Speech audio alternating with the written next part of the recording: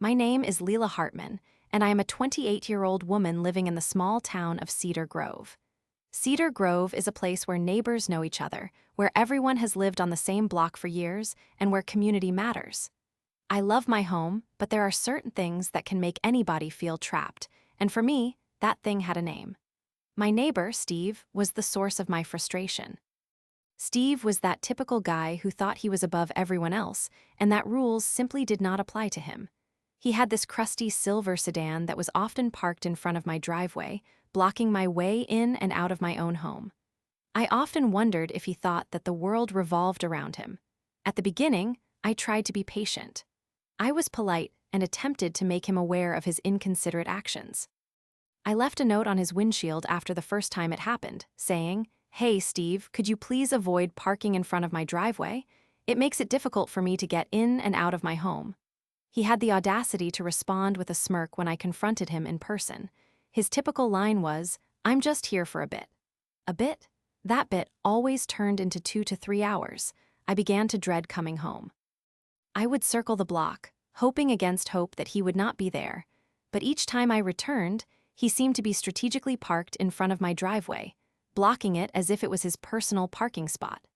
Things took a turn for the worse when, after one particularly long day at work, I arrived home to find his rusty sedan prominently parked right in front of my driveway, yet again.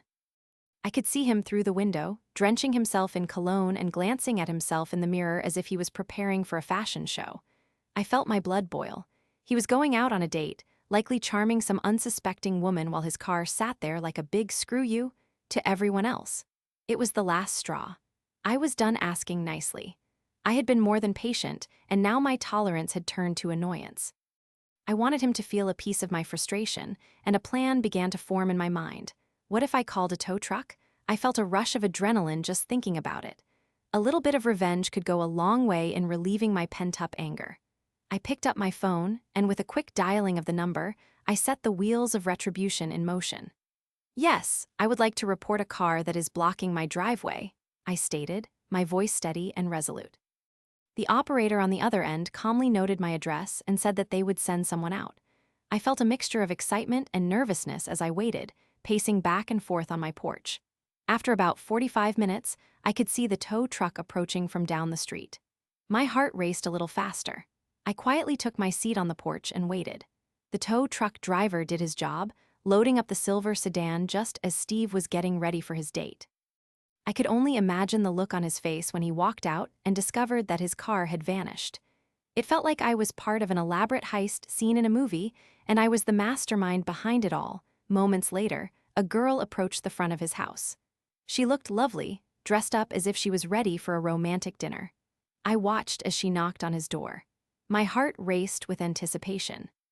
Steve opened the door with a grin, likely expecting a lovely evening ahead, but when he saw that his car was gone, that grin quickly morphed into a look of complete confusion. He started scanning the street like he could somehow will his car to appear through sheer force of will. Sipping my cold beer, I couldn't help but smile a little as I called out to him from my porch. "If you are looking for your car, it got towed.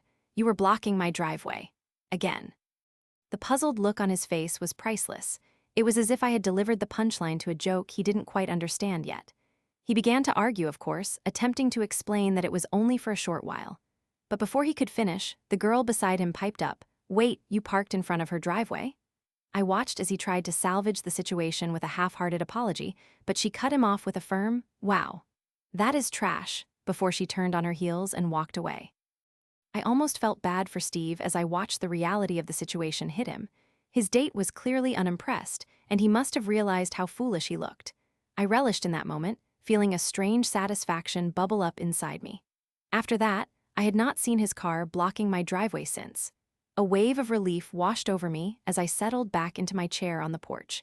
It felt good to have a little control back in my life, but that feeling would not last. In the coming days, I noticed that Steve's anger turned into vengeance, and he became increasingly hostile towards me. He would glare at me from his porch whenever I walked outside. I had known that revenge can often have unexpected consequences, but I had not anticipated just how far Steve would go to make me unhappy for my actions. I started feeling uneasy, experiencing an anxiety that gnawed at the back of my mind whenever I saw him. He began retaliating in small ways, like playing loud music at late hours or give me the cold shoulder at community events.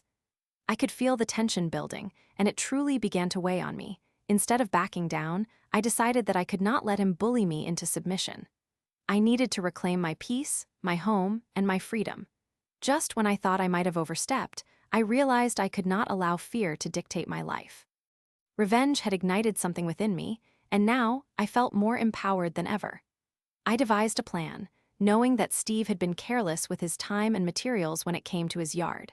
He loved to brag about his half-done landscaping projects to anyone who would listen, particularly if there were new neighbors around. I placed focus on discovering his weak points while maintaining my stance on my rightful space. I engaged with the community's Facebook page and found ways to rally some of the other neighbors to my side. They had seen how Steve behaved and shared their grievances about him as well. Steve did not just annoy me, he had been a thorn in the sides of others, causing regular mayhem with his parking antics and loud parties. The camaraderie that emerged encouraged me to confront him again, this time with some backup. A few neighbors were ready to come with me and speak to him about his behavior. We organized a small gathering one Saturday afternoon outside my house, all while sharing ice-cold lemonade to cool off in the summer sunshine. Timing was in my favor because Steve joined us, clearly trying to blend in despite the irritation still in his eyes. I felt the atmosphere shift as I mustered my courage. I addressed Steve directly, making sure everyone else was on board with me. "Steve, we all want to get along as neighbors, but your behavior has made that really difficult. Blocking driveways is upsetting, and so is playing music late into the night." I quickly glanced around at the nods of agreement coming from my neighbors. Unbeknownst to me, this collective confrontation had been brewing for a while. The look on Steve's face spoke volumes. It was a mix of anger and disbelief as the backlash came crashing down around him. He tried to argue, claiming he was only having fun, but I pressed on, pointing to specific instances and how we all felt. If he could not recognize the hurtful nature of what he did, then perhaps the community could show him what it meant to be responsible. And so we collectively stood our ground. For a moment, the world paused as we all awaited his reaction. Would he back down, or was the fight in him stronger than what we could muster? But then, something unexpected happened. Instead of flaring up like I thought, Steve took a breath, looking more wearied than usual. "Fine, you all are right. I will try to be better," he muttered, slumping his shoulders. It felt as if the air had left the room temporarily. I realized deep down that I had crossed a threshold. I had turned the tide not just for myself, but for all of us. Over the next few weeks, I kept my distance from Steve but saw him making changes. He actually parked in the correct spots and was more polite during interactions. While part of me wondered if he was merely pretending, I felt I had empowered myself in ways I had not anticipated.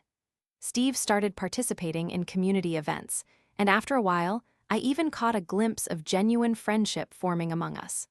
Looking back, it was strange how one small act of revenge had transformed into a catalyst for change. Not only did I regain my space and reclaim my peace by confronting Steve, but I also witnessed how a united front among neighbors could create an environment committed to mutual respect. Ultimately, I learned that I did not need to be the victim of Steve's entitled behavior. I could be strong and interactive without resorting to hostility. As we moved into the summer, I found myself enjoying my evenings far more than I had before. I sat on that same porch, feeling the warmth of the sun on my face, cradling a beer in one hand.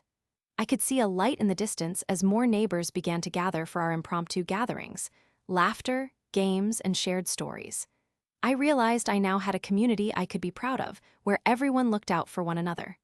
I made friendships that had blossomed into something vibrant and life-affirming. And as for Steve, well, we had our moments of awkwardness and improving rapport. But overall, I felt fulfilled knowing I stood up for myself and became a part of something more significant than I had anticipated. As the evening air grew crisp and the sunset faded, I thought about how those initial actions of calling that tow truck had changed the course of my everyday life. Little did I know that a simple moment of defiance had opened doors to a newfound resilience. Cedar Grove was my sanctuary after all, and I could reclaim it as my own.